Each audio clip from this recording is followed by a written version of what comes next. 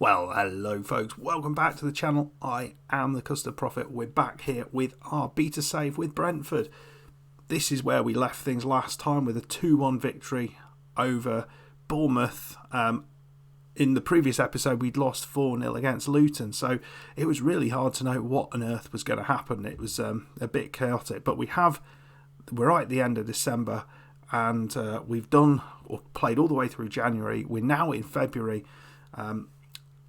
And I think we've made some good bits of business in the transfer window. We've also had a ridiculously impressive result as well, and some maybe not so great results. Let's go and have a look. So you can see, folks, this is how things have gone. We followed up the win over Bournemouth with a creditable 1-1 draw against Forest. I think Forest are having a decent season. Mbumi with a goal for us, and they scored with a penalty late on. We just don't. I don't want to be giving penalties away. It's annoying, especially when you give them away late. But you know, we didn't lose, so that's fine. We then played Manchester City, 4-3 victory over Manchester City. Absolutely crazy stuff. Hickey, Damsgaard with a couple, and Sharda. So none of the usual suspects. Grealish, Haaland. Brace, and Haaland got himself sent off. It was an absolute crackerjack of a match, and really happy to get 3 points out of it. Very impressive. Follow that up, of course, with a 0-0 draw against League One Rotherham. So that was impressive. They even had a player sent off and we couldn't beat him. But there we go. Everton. This was our first loss in ages, and this was unfortunate. We played well, but it was one of those games where Everton scored their chances, we didn't ours. Brozier and Walker-Peters, the two players that I bought in, I think two very successful signings. So that was a loss. And we had a couple of cup games. We had a third round replay against Rotherham. We beat them quite convincingly. Ivan Toney on his return getting a penalty after just 8 minutes, but we were already 1-0 up at that point. Walker-Peters with a goal, Brozier with a couple, and Nathan Collins with the fifth. West Brom in the fourth round, they were comfortably disposed of. Brozier and Jensen 2-0, and then Liverpool at home. In all honesty, this wasn't the best. We were 2-0 down, didn't deserve anything really out of this game. Brozier got himself a goal, but Toney got himself sent off, the utter loser. So, you know, this January was a little bit hit and miss. We only picked up 3 points in the league in January, but the 3 points was against Manchester City, so you know, what do you say? And we started February, well, I think pretty well. A 6-3 victory away against Bournemouth. Brozier with a couple, Hickey, Jensen with a brace, and Sharda. If you thinking about it here, Toney was sent off, so he wasn't playing in this game. So yeah, we're playing West Ham today, who are one of the sides in and around the places that we're in. You can see there we're currently in 7th, which is utterly brilliant at this stage. And we were predicted to finish 11th, and we look like we could, sneak into these top few places. A win here against West Ham would be absolutely massive, because that would just put us, it would put us over 10 points away from West Ham.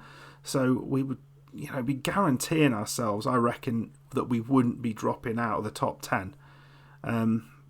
Maybe not, but there's not that many games to go. So I think we've done unbelievably well to be where we are, and we look dangerous in a lot of games. I'm just not fully convinced.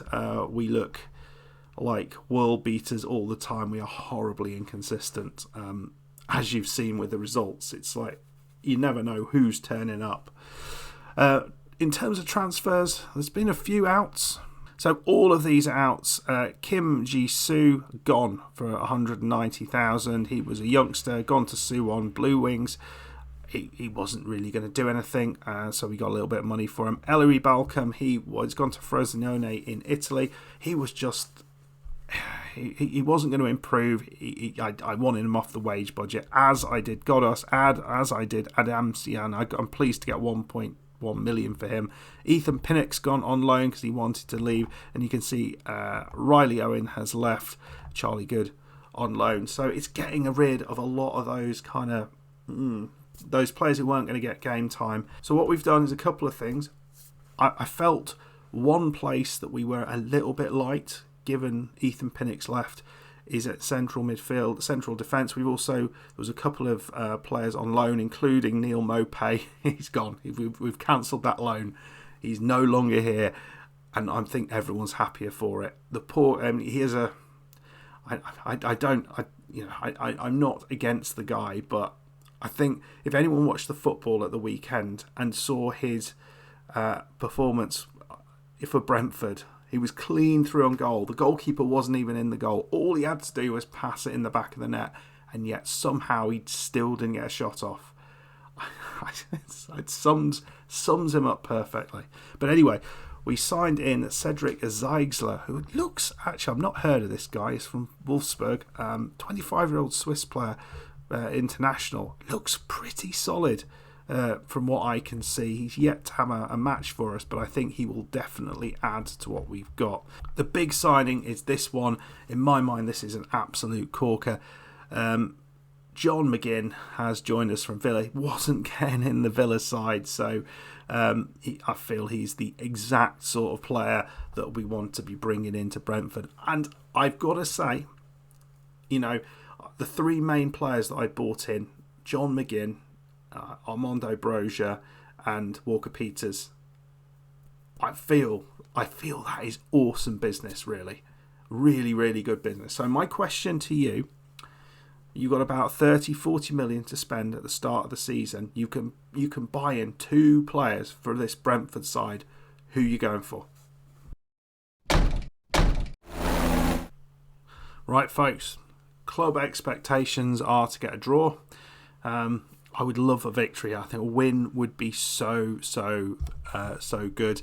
Looking at teams around us, the two teams of interest, Newcastle and Chelsea. Newcastle playing Villa, so that's an interesting one because Villa are flying high, and Chelsea are not playing until the next day. They're playing Luton though, so they'll be expecting to get a victory there. Interesting one here. I'd be so pleased if we can finish in the top 7. That would be utterly crazy, but I'd be so happy with that.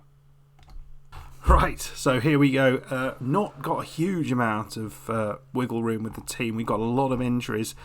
Goalkeeper Flecken is out injured. Hopefully that's not too long, 2 to 4 weeks. We have Ivan Toney's out. Ivan Toney's out injured, which isn't great. Henry's out. Ayer's out. De Silva's out.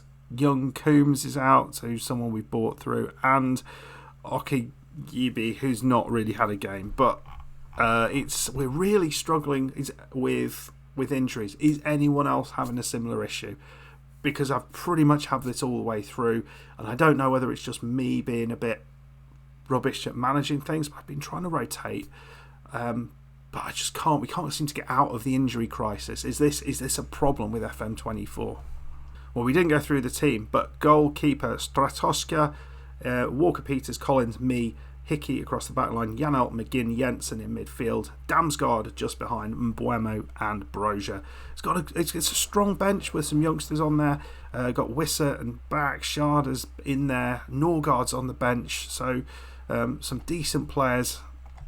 Let's see what we can do. It's just the goalkeeper worries me a little bit. Certainly someone I might be looking to get rid of for next season.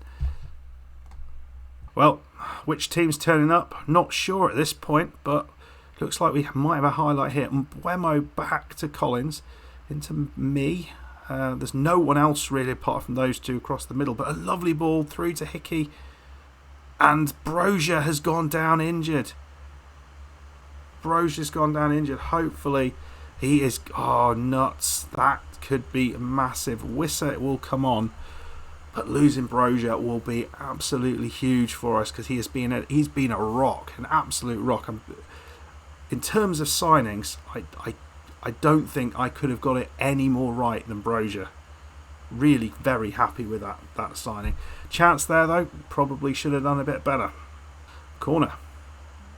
All of a sudden Broja's gone off, and all of a sudden we look a little bit lacking in ideas, but we have got McGinn in there, so hopefully he can off the bar.